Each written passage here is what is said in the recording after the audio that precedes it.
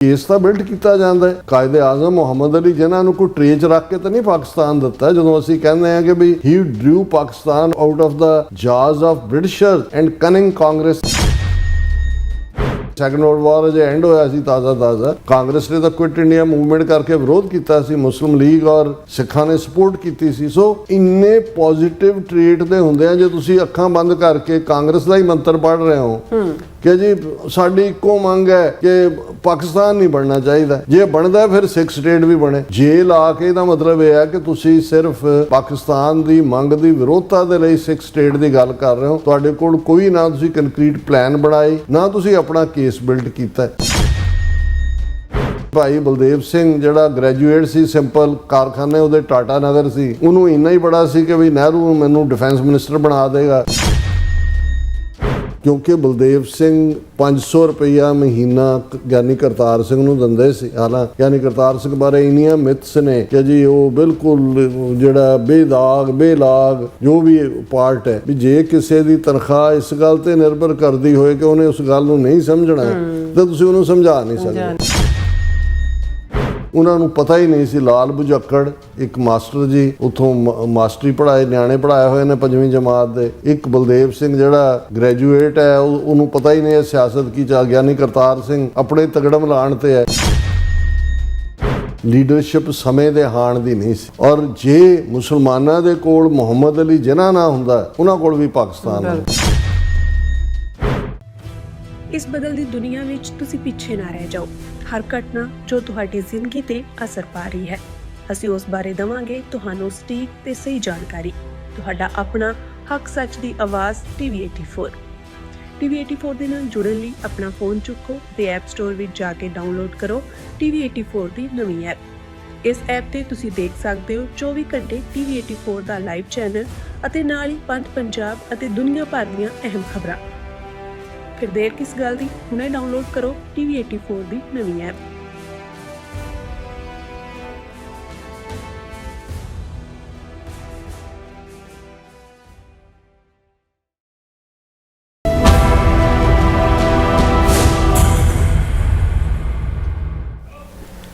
Viewers welcome back on programme. So भी इस गलबात करन जा रहे हैं कि 1947 ਦੇ ਦੌਰ ਵਿੱਚ ਅਕਾਲੀ ਲੀਡਰਸ਼ਿਪ ਮੁਕੰਮਲ ਤੌਰ ਤੇ ਸਿੱਖ ਕੌਮ ਨੂੰ ਅਗਵਾਈ ਦੇਣ ਵਿੱਚ ਕਾਮਯਾਬ ਰਹੀ। ਸੋ ਨਤੀਜੇ ਵਜੋਂ ਫਰੰਗੀ ਦੀ ਗੁਲਾਮੀ ਚੋਂ ਨਿਕਲ ਕੇ ਸਿੱਖ ਕੌਮ ਹਿੰਦੂਆਂ ਦੀ ਗੁਲਾਮੀ ਵਿੱਚ ਆ ਫਸੀ। ਸੋ ਅਕਾਲੀ ਲੀਡਰਸ਼ਿਪ ਦਾ ਇਸ ਸਮੇਂ ਦੌਰਾਨ ਨਿਭਾਇਆ ਗਿਆ ਰੋਲ ਕੀ ਗੱਦਾਰੀ ਸੀ ਜਾਂ ਭੰਬਲ ਗੁੱਸਾ, जिस कारण अकाली लीडरशिप समय दे हान दी नहीं बन सकी। सो इस बारे आपां गलबात करन जा रहे हैं। सो असीं चाहांगे कि तुसीं इसी तरह बने रहना, देखण सुन लिया लिखण लई तुहाडा सब दा बहुत बहुत धन्नवाद जी। राज साहब की कहना चाहोगे?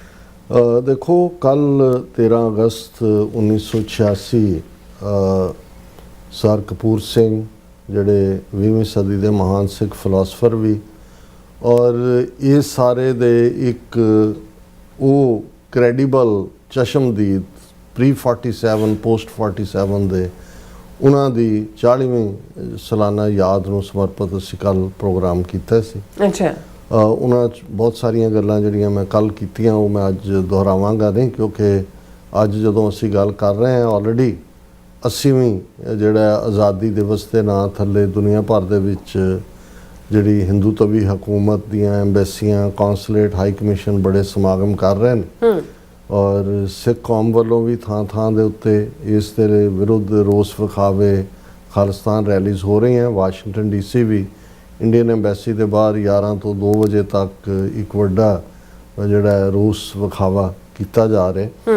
हुण इस सारे पीरीयड च क्योंकि जदों असीं 80 सालां दी गल करदे हां, सो आलमोस्ट 20 साल दी जनरेशन मन्नी जाती है। चौथी जनरेशन है, एक वो जनरेशन जिन्हें 47 ਦੇ ਸੰਤਾਪ ਨੂੰ ਆਪਣੇ ਪਿੰਡੇ ਤੇ ਹੰਡਾਇਆ। ਲਗਭਗ 40% ਸਿੱਖ ਕੌਮ ਜਿਹੜੀ ਸਿੱਖ ਨੇ ਉਹ ਬੇਘਰੇ ਹੋਏ, ਮਾਰੇ ਗਏ। 20 ਲੱਖ ਚੋਂ ਸਿੱਖ ਕਿੰਨੇ ਨੇ? ਅੰਦਾਜ਼ੇ ਮੁਤਾਬਕ 3 ਤੋਂ 5 ਲੱਖ ਦੇ ਕਰੀਬ ਸਿੱਖ ਮਾਰੇ ਗਏ। ਕਿੰਨੀਆਂ ਬੱਚੀਆਂ ਜਿਹੜੀਆਂ ਨੇ ਉਹ ਅਗਵਾ ਹੋਈਆਂ। ਕੀ ਉਹ ਸਾਰੀ ਟ੍ਰੈਜਡੀ ਹੈ ਉਸ ਬਾਰੇ, ਕਿਉਂਕਿ ਬਹੁਤ ਲੰਬਾ ਵਕਤ ਆ ਉਸ ਦੇ ਉੱਤੇ ਇੱਕ ਡੂੰਘੀ ਚੁੱਪ ਰਹੀ, ਗੱਲ ਨਹੀਂ ਕੋਈ ਕਰਦਾ ਸੀ। ਹੁਣ ਅੰਮ੍ਰਿਤਸਰ 'ਚ ਵੀ ਇੱਕ ਮਿਊਜ਼ੀਅਮ ਬਣਿਆ ਹੈ, इस ते रिसर्च भी है। ब्लडीड पार्टीशन किताब भी जड़ी है वो क्रैडिबल ਢੰਗ ਦੇ ਨਾਲ ਬਿਆਨ ਦੀ, ਔਰ ਹੋਰ ਬਹੁਤ ਸਾਰਾ ਕੁਛ। ਔਰ ਖਾਸ ਤੌਰ ਤੇ ਜਿਹੜੇ ਦੋਵੇਂ ਪਾਸੇ ਯੂਟਿਊਬਰ ਨੇ, ਉਹਨਾਂ ਨੇ ਜਿਹੜੇ ਪ੍ਰੀ 47 ਪੀਰੀਅਡ ਦੇ ਬਾਬੇ ਹੁਣ ਬਣੇ ਹੋਏ ਨੇ, ਉਦੋਂ ਪਰ ਜਵਾਨੀ 'ਚ ਕੋਈ 12 ਸਾਲਾਂ ਦਾ, ਕੋਈ 14 ਸਾਲਾਂ ਦਾ, ਉਹਨਾਂ ਸਾਰਿਆਂ ਦੀਆਂ ਯਾਦਾਂ, ਓਰਲ ਹਿਸਟਰੀ ਜਿਹਨੂੰ ਅਸੀਂ ਕਹਿੰਦੇ ਹਾਂ, ਉਹਦੇ ਰਾਹੀਂ ਜਿਹੜਾ ਪ੍ਰੀਵੇਲਿੰਗ ਮਾਹੌਲ ਸੀ 47 ਤੋਂ ਪਹਿਲਾਂ, ਜਿਹੜਾ ਗੁੱਡਵਿਲ ਦਾ, ਪਿਆਰ ਦਾ, ਇੱਕ ਦੂਸਰੇ ਦੇ ਨਾਲ ਜਿਹੜਾ ਬਿਲਕੁਲ ਜਿਸ ਨੂੰ ਅਸੀਂ ਇੱਕ ਹਾਰਮਨੀ ਕਹਿੰਦੇ ਹਾਂ ਕਿ ਭਾਈ ਹਮਸਾਇਆਂ ਵਾਲਾ ਕੋਈ। ਔਰ ਅੰਗਰੇਜ਼ਾਂ ਦੇ ਯੂਪੀ ਬਿਹਾਰ ਦੇ ਵਿੱਚ ਅੰਗਰੇਜ਼ਾਂ ਦੇ ਜ਼ਮਾਨੇ 'ਚ ਵੀ ਹਿੰਦੂ ਮੁਸਲਮਾਨ ਫਸਾਦ ਹੁੰਦੇ ਸੀ, ਪੰਜਾਬ 'ਚ ਨਹੀਂ। ਪੰਜਾਬ 'ਚ 30s ਤੋਂ ਬਾਅਦ ਹੀ ਥੋੜ੍ਹਾ ਬਹੁਤ ਹੀਟਡ ਮਾਹੌਲ ਬਣਿਆ, 40s ਦੇ ਵਿੱਚ ਜਿਹੜਾ ਉਹਦੇ 'ਚ ਵਾਇਲੈਂਸ ਵੀ ਆਈ। ਲੇਕਿਨ ਕੁੱਲ ਮਿਲਾ ਕੇ ਜਿਹੜਾ ਸਿੱਖ ਔਰ ਪੰਜਾਬ ਸੀ ਫੁੱਲੀ ਜਿਹੜਾ ਬ੍ਰਿਟਿਸ਼ਰਸ ਦੇ ਅੰਦਰ, ਦਿੱਲੀ ਤੋਂ ਲੈ ਕੇ ਦਰਿਆ ਖੈਬਰ ਤੱਕ। ਹਾਲਾਂ ਅੰਗਰੇਜ਼ਾਂ ਨੇ ਉਹਦੇ 'ਚੋਂ 20ਵੀਂ ਸਦੀ ਦੀ ਬਿਗਨਿੰਗ 'ਚ ਨਾਰਥ ਵੈਸਟ ਫਰੰਟੀਅਰ ਪ੍ਰੋਵਿੰਸ, ਜਿਹਨੂੰ ਅੱਜ ਖੈਬਰ ਪਖਤੂਨਖਵਾ ਕਿਹਾ ਜਾਂਦਾ, ਉਹ ਅੱਡ ਕਰ ਦਿੱਤਾ ਸੀ।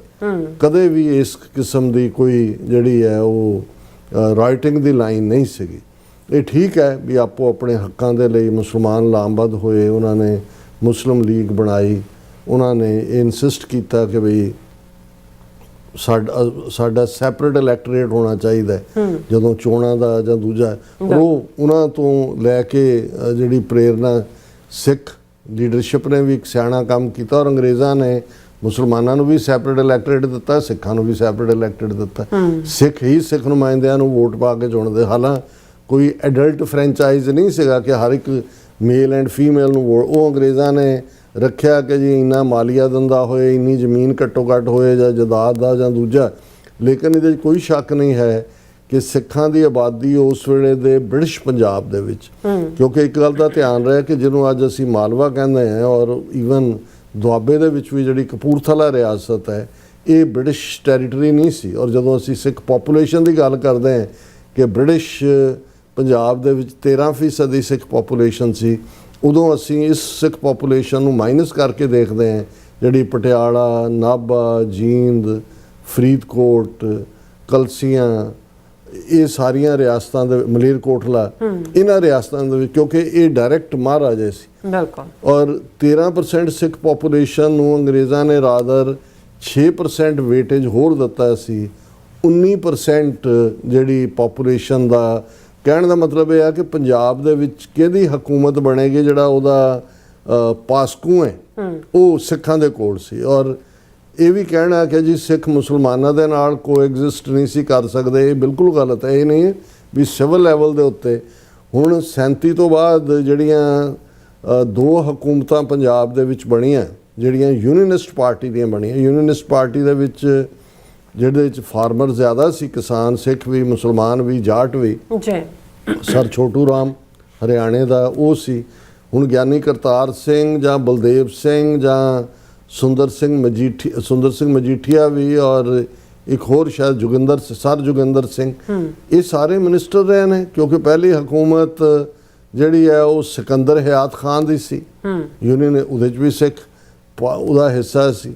ਦੂਸਰੀ ਹਕੂਮਤ ਖਿਜਰ ਹਯਾਤ ਖਾਨ ਟਿਵਾਣਾ ਦੇ ਸੀ, ਉਹਦੇ 'ਚ ਵੀ ਜਿਹੜੇ ਨੇ Akali Dal as a separate NTT ਚੋਣਾਂ ਜਿੱਤਦਾ ਸੀ, ਸਿੱਖ ਇਲੈਕਟੋਰੇਟ ਉਹਨਾਂ ਦੇ ਨਾਲ ਉਹਨਾਂ ਦੀ ਹਕੂਮਤ ਸੀ।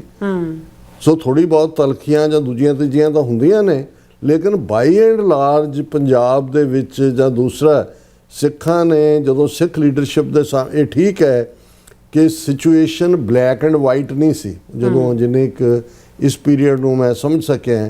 ਕਿਉਂਕਿ ਅੱਜ ਜਦੋਂ ਕੋਈ ਡਿਬੇਟ ਕਰਦਾ, ਇੱਕ ਤਬਕਾ ਉਹ ਹੈ ਜਿਹੜਾ ਉਹ ਕਹਿੰਦਾ ਜੀ ਐਵੇਂ ਇਹ ਗਪੌੜ ਛੱਡੇ ਹੋਏ ਨੇ ਕਿ ਅੰਗਰੇਜ਼ ਸਿੱਖਾਂ ਨੂੰ ਖਾਲਿਸਤਾਨ ਦਿੰਦੇ ਸੀ, ਸਿੱਖ ਸਟੇਟ ਦਿੰਦੇ ਸੀ, ਅਕਾਲੀ ਲੀਡਰਾਂ। ਬਿਲਕੁਲ ਝੂਠ। ਉਹ ਕਹਿੰਦਾ ਕੋਈ ਡਾਕੂਮੈਂਟ ਦਿਖਾ ਦਿਓ ਜੀ, ਕੋਈ ਲਿਖਤ ਦਿਖਾ ਦਿਓ ਜੀ। ਸਿੱਖਾਂ ਦੀ ਤਾਂ ਕਿਤੇ ਆਬਾਦੀ ਨਹੀਂ ਸੀ। 29 ਜ਼ਿਲ੍ਹੇ ਪੰਜਾਬ ਦੇ ਸੀ, ਕਿਸੇ ਜ਼ਿਲ੍ਹੇ 'ਚ ਵੀ ਸਿੱਖ ਮੈਜੋਰਟੀ 'ਚ ਨਹੀਂ ਸੀ। ਬਣਾਉਣਾ ਕਿੱਥੇ ਸੀ ਸਿੱਖ ਸਟੇਟ? ਹੁਣ ਇੱਕ ਕਲਾਸ ਉਹ ਹੈ ਜਿਹੜੀ ਬਿਲਕੁਲ, ਔਰ ਜਿਸ ਥਾਟ ਨੂੰ ਅਸੀਂ ਸਮਰਪਿਤ ਹੈ, sir Kapur Singh school of thought, ਜਿਹਦੇ 'ਚ ਉਹਨਾਂ ਨੇ ਸਾਚੀ ਸਾਖੀ ਦੇ ਵਿੱਚ ਟਾਈਮਿੰਗ, ਹਾਲਾਤ, ਕ੍ਰਿਪਸ ਮਿਸ਼ਨ ਵੇਲੇ ਔਰ ਕੈਬਨਿਟ ਮਿਸ਼ਨ ਵੇਲੇ ਔਰ ਡਾਇਰੈਕਟ ਮੈਸੇਂਜਰ ਦੇ ਤੌਰ ਤੇ ਉਹਨਾਂ ਨੂੰ ਆਫਰਸ, ਔਰ ਸਿੱਖਾਂ ਦਾ ਵੇਟੇਜ ਜਿਹੜਾ ਸੀ, ਕਿਉਂਕਿ ਆਲਰੇਡੀ ਸੈਪਰੇਟ ਇਲੈਕਟੋਰੇਟ ਹੋਣ ਦੇ ਨਾਤੇ ਅਸੀਂ ਹਿੰਦੂਆਂ ਦਾ ਹਿੱਸਾ ਤਾਂ ਹੈ ਨਹੀਂ ਸੀ, ਹਿੰਦੂਆਂ ਦਾ ਆਪਣਾ ਇਲੈਕਟੋਰੇਟ ਸੀ। ਹੁਣ ਬੇਸ਼ੱਕ ਆਬਾਦੀ 13% ਸੀ ਬ੍ਰਿਟਿਸ਼ ਪੰਜਾਬ ਦੇ ਵਿੱਚ ਸਿੱਖਾਂ ਦੀ, ਪਰ 7 ਜਾਂ 8 ਸਿੱਖ ਰਿਆਸਤਾਂ ਐਗਜ਼ਿਸਟ ਕਰਦੀਆਂ ਸੀ ਜਿਨ੍ਹਾਂ ਦੀ ਸੋਵਰਨਿਟੀ ਜਿਹੜੀ ਆ ਉਹਨਾਂ ਦੇ ਕੋਲ ਸੀ, ਸਿੱਖਾਂ ਦੇ ਕੋਲ, ਜਿਹੜੀ ਜੇ ਮੈਂ ਗਲਤ ਨਾ ਹੋਵਾਂ ਤੇ 20,000 ਸਕੁਅਰ ਮਾਈਲ ਤੋਂ ਜ਼ਿਆਦਾ ਟੈਰੀਟਰੀ ਬਣਦੀ ਹੈ। ਅੱਛਾ। ਥਰਡ, ਬੇਸ਼ੱਕ ਸਿੱਖ 13% ਬ੍ਰਿਟਿਸ਼ ਪੰਜਾਬ ਦਾ ਸੀ, ਲੇਕਿਨ ਆਲਮੋਸਟ 3 ਗੁਣਾ ਜਾਂ ਕਿਤੇ ਮੈਂ 4 ਗੁਣਾ ਵੀ ਪੜਿਆ ਜ਼ਿਆਦਾ ਜ਼ਮੀਨ ਉਹਨਾਂ ਦੇ ਕੋਲ ਸੀ ਬਾਕੀ ਪੋਪੂਲੇਸ਼ਨ ਵਾਈਜ਼, ਜਿਹਦਾ ਮਾਲੀਆ ਉਹ ਦਿੰਦੇ ਸੀ। ਸੈਕੰਡ ਵਰਲਡ ਵਾਰ 'ਚ ਇੰਨੇ ਵੱਡੇ ਲੈਵਲ ਦੇ ਉੱਤੇ ਸਿੱਖਾਂ ਨੇ ਭਰਤੀ ਦਿੱਤੀ, ਮੁਸਲਮਾਨ ਵੀ ਭਰਤੀ ਹੋਏ, ਕਿ ਕੁੱਲ ਬ੍ਰਿਟਿਸ਼ ਆਰਮੀ ਦਾ ਲਗਭਗ 35% ਆਫਿਸਰ ਜਿਹੜੇ ਸੀ ਉਹ ਸਿੱਖ ਸੀ, ਲਗਭਗ 19% ਜਿਹੜਾ ਫੌਜੀ ਜਵਾਨ ਹੈ ਉਹ ਸਿੱਖ ਸਨ, ਔਰ ਜੇ ਪਾਇਲਟ ਇਹ ਉਹਨਾਂ ਦੇ ISI ਦੇ ਮੁਖੀ ਸ਼ਾਇਦ ਗੁਲ ਹਮੀਦ ਉਹਨਾਂ ਨੇ ਕਿਹਾ 92 ਟੋਟਲ ਸੀ, ਉਹਨਾਂ 'ਚੋਂ 86 ਸਿੱਖ ਸੀ ਜਿਹੜੇ ਪਾਇਲਟ ਸਨ, ਉਹਨਾਂ ਦੇ ਹਵਾਈ ਜਹਾਜ਼ ਉਡਾਉਣ ਵਾਲੇ। ਔਰ ਇਸ ਦੇ ਨਾਲ ਨਾਲ ਤੁਸੀਂ ਇਹ ਦੇਖਦੇ ਹੋ ਕਿ ਭਾਈ ਆਲਰੇਡੀ ਸਿੱਖਾਂ ਦਾ ਹਿਸਟੋਰੀਕਲ ਪੱਖ ਜੇ ਸੀ ਉਹ ਵੀ ਮਜ਼ਬੂਤ ਸੀ ਕਿ ਵੀ 1849 ਦੇ ਵਿੱਚ ਸਿੱਖਾਂ ਤੋਂ ਰਾਜ ਅੰਗਰੇਜ਼ਾਂ ਨੇ ਲਿਆ ਸੀ, ਗਾਰਡੀਅਨ ਬਣੇ ਸੀ ਮਹਾਰਾਜਾ ਦਲੀਪ ਸਿੰਘ ਦੇ। ਸੋ ਇਹ ਫੈਕਟਰ ਸਨ ਜਿਨ੍ਹਾਂ ਨੂੰ ਕੇਸ ਤਾਂ ਬਿਲਡ ਕੀਤਾ ਜਾਂਦਾ ਹੈ। ਕਾਇਦੇ ਆਜ਼ਮ ਮੁਹੰਮਦ ਅਲੀ ਜਿਨ੍ਹਾਂ ਨੂੰ ਕੋਈ ਟ੍ਰੇਚ ਰੱਖ ਕੇ ਤਾਂ ਨਹੀਂ ਪਾਕਿਸਤਾਨ ਦਿੱਤਾ। ਜਦੋਂ ਅਸੀਂ ਕਹਿੰਦੇ ਹਾਂ ਕਿ ਵੀ he drew Pakistan out of the jaws of Britishers and cunning Congress. ਹੁਣ ਜੇ ਸਿੱਖ ਲੀਡਰਸ਼ਿਪ ਇਹ ਸਾਰੇ ਫੈਕਟਰ ਜਿਹੜੇ ਮੈਂ ਗਿਣਾਏ ਨੇ ਇਹਨਾਂ ਨੂੰ ਇੱਕ ਥਾਂ ਦੇ ਉੱਤੇ ਜੋੜ ਕੇ ਤੁਸੀਂ ਇਹ ਮੰਨ ਕੇ ਤੁਰਦੇ ਕਿ ਵੀ ਅਸੀਂ ਆਪਣਾ ਕਲੇਮ ਜਿਹੜਾ ਹੈ ਉਸ ਨੂੰ ਸੋਲੀਡੀਫਾਈ ਕਰਨਾ ਹੈ, ਫਿਰ ਤੁਸੀਂ ਬਾਰਗੇਨਿੰਗ ਵੀ ਕਰਦੇ ਹੋ। ਜੇ ਤੁਹਾਨੂੰ ਇੱਕ ਪਾਸੇ ਤੁਸੀਂ ਇੰਡੀਪੈਂਡੈਂਟ ਮੁਲਕ ਦੇ ਲਈ ਆਪਣਾ ਪਾਰਟ ਕਰ ਰਹੇ ਹੋ, ਦੂਜੇ ਪਾਸੇ ਤੁਸੀਂ ਹੁਣ ਜੇ ਮਿਸਟਰ ਜਿਨ੍ਹਾਂ ਤੁਹਾਨੂੰ ਬਲੈਕ ਚੈੱਕ ਵਾਂਗ ਕਹਿੰਦੇ ਨੇ ਜੀ ਲਿਖ ਲਓ ਆਹ ਸਾਡਾ ਹੋਏਗਾ 60-40 ਦੀ ਰੇਸ਼ੋ ਨਾਲ ਫੌਜ ਹੋਏਗੀ, ਕੋਈ ਲਾਅ ਜਿਹੜਾ ਸਿੱਖ ਟੈਰੀਟਰੀ ਆ ਰਾਵੀ ਤੋਂ ਲੈ ਕੇ ਪਟਿਆਲੇ ਤੱਕ ਉਹਦੇ 'ਚ ਕੋਈ ਲਾਅ ਐਸਾ ਨਹੀਂ ਹੋਏਗਾ ਜਿਹੜਾ ਸਿੱਖਾਂ ਨੂੰ ਮਨਜ਼ੂਰ ਨਾ ਹੋਏ। ਦੂਜਾ ਕੋਈ ਤਾਂ ਡੀਲ ਬਣਾਓ, ਜੇ ਨਹੀਂ ਉਹਨਾਂ ਨਾਲ ਤੁਸੀਂ ਬਣਾਣੀ ਉਹ ਡੀਲ ਲੈ ਲਓ, ਉਹਨਾਂ ਨੂੰ ਲੈ ਕੇ ਕਾਂਗਰਸ ਨਾਲ ਨੈਗੋਸ਼ੀਏਟ ਕਰੋ, ਉਹਨਾਂ ਨੂੰ ਕਹੋ ਜੀ ਕਿ ਮਿਸਟਰ ਜਿਨ੍ਹਾਂ ਇਹ ਦਿੰਦੇ ਨੇ ਤੁਸੀਂ ਦੱਸੋ ਕੀ ਦਿੰਦੇ ਹੋ। ਬ੍ਰਿਟਿਸ਼ਰਸ ਨੂੰ ਕਹੋ ਕਿ ਭਾਈ ਅਸੀਂ ਜੇ ਉਹਨਾਂ ਦੀ ਆਫਰ ਇੰਡੀਪੈਂਡੈਂਟ ਮੁਲਕ ਦੀ ਵੀ ਹੈ ਉਹ ਤੁਹਾਡੇ ਤੇ ਜਿਹੜਾ ਉਹ ਗੁੱਡਵਿਲ ਵੀ ਰੱਖਦੇ ਨੇ। ਸੈਕੰਡ ਵਰਲਡ ਵਾਰ ਜੇ ਐਂਡ ਹੋਇਆ ਸੀ ਤਾਜ਼ਾ ਕਾਂਗਰਸ ਨੇ ਤਾਂ ਕੁਇਟ ਇੰਡੀਆ ਮੂਵਮੈਂਟ ਕਰਕੇ ਵਿਰੋਧ ਕੀਤਾ ਸੀ, ਮੁਸਲਿਮ ਲੀਗ ਔਰ ਸਿੱਖਾਂ ਨੇ ਸਪੋਰਟ ਕੀਤੀ ਸੀ। ਸੋ ਇੰਨੇ ਪੋਜ਼ਿਟਿਵ ਟ੍ਰੇਟ ਦੇ ਹੁੰਦੇ ਆ ਜੇ ਤੁਸੀਂ ਅੱਖਾਂ ਬੰਦ ਕਰਕੇ ਕਾਂਗਰਸ ਦਾ ਹੀ ਮੰਤਰ ਪੜ੍ਹ ਰਹੇ ਹੋ ਕਿ ਜੀ ਸਾਡੀ ਇੱਕੋ ਮੰਗ ਹੈ ਕਿ ਪਾਕਿਸਤਾਨ ਨਹੀਂ ਬਣਨਾ ਚਾਹੀਦਾ, ਜੇ ਬਣਦਾ ਫਿਰ ਸਿੱਖ ਸਟੇਟ ਵੀ ਬਣੇ। ਜੇ ਲਾ ਕੇ ਇਹਦਾ ਮਤਲਬ ਇਹ ਹੈ ਕਿ ਤੁਸੀਂ ਸਿਰਫ ਪਾਕਿਸਤਾਨ ਦੀ ਮੰਗ ਦੀ ਵਿਰੋਧਤਾ ਦੇ ਲਈ ਸਿੱਖ ਸਟੇਟ ਦੀ ਗੱਲ ਕਰ ਰਹੇ ਹੋ। ਤੁਹਾਡੇ ਕੋਲ ਕੋਈ ਨਾ ਤੁਸੀਂ ਕੰਕਰੀਟ ਪਲਾਨ ਬਣਾਏ, ਨਾ ਤੁਸੀਂ ਆਪਣਾ ਕੇਸ ਬਿਲਡ ਕੀਤਾ। ਹੁਣ ਇਹ ਹਕੀਕਤ ਹੈ, ਔਰ ਇਸ ਨੂੰ ਜਦੋਂ ਅਸੀਂ ਜਿਹੜਾ ਵੀ ਇਸ ਬਾਰੇ ਹੋਰ ਜਾਣਨਾ ਚਾਹੁੰਦਾ ਸਾਚੀ ਸਾਖੀ ਜ਼ਰੂਰ ਪੜ੍ਹੇ।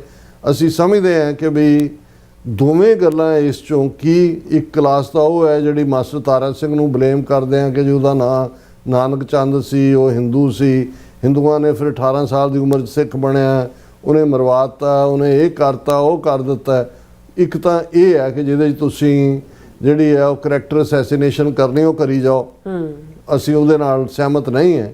ਮੈਂ ਇਹ ਸਮਝਦਾ ਹੈ ਕਿ ਵੀ ਇਹ, ਔਰ ਦੂਸਰੇ ਪਾਸੇ ਬਲਦੇਵ ਸਿੰਘ ਇੱਕ ਤਬਕਾ ਜਿਹੜਾ ਉਹ ਜਦੋਂ ਇਹ ਕਹਿੰਦਾ ਹੈ ਜੋ ਸਰ ਕਪੂਰ ਸਿੰਘ ਵੀ ਨੇ ਕਿ ਭਾਈ ਬਲਦੇਵ ਸਿੰਘ ਜਿਹੜਾ ਗ੍ਰੈਜੂਏਟ ਸੀ, ਸਿੰਪਲ ਕਾਰਖਾਨੇ ਉਹਦੇ ਟਾਟਾ ਨਗਰ ਸੀ, ਉਹਨੂੰ ਇੰਨਾ ਹੀ ਬੜਾ ਸੀ ਕਿ ਵੀ ਨਹਿਰੂ ਮੈਨੂੰ ਡਿਫੈਂਸ ਮਿਨਿਸਟਰ ਬਣਾ ਦੇਗਾ, ਔਰ ਉਹਨੂੰ ਲੱਗਦਾ ਸੀ ਵੀ ਟਾਟਾ ਨਗਰ ਤਾਂ ਸਿੱਖ ਸਟੇਟ ਦਾ ਹਿੱਸਾ ਨਹੀਂ ਬਣਨਾ ਤੇ ਸਾਡੀ ਪ੍ਰਾਪਰਟੀ ਉੱਥੇ ਹੈ, ਉਹ ਫਸੀ ਹੋਈ ਹੈ।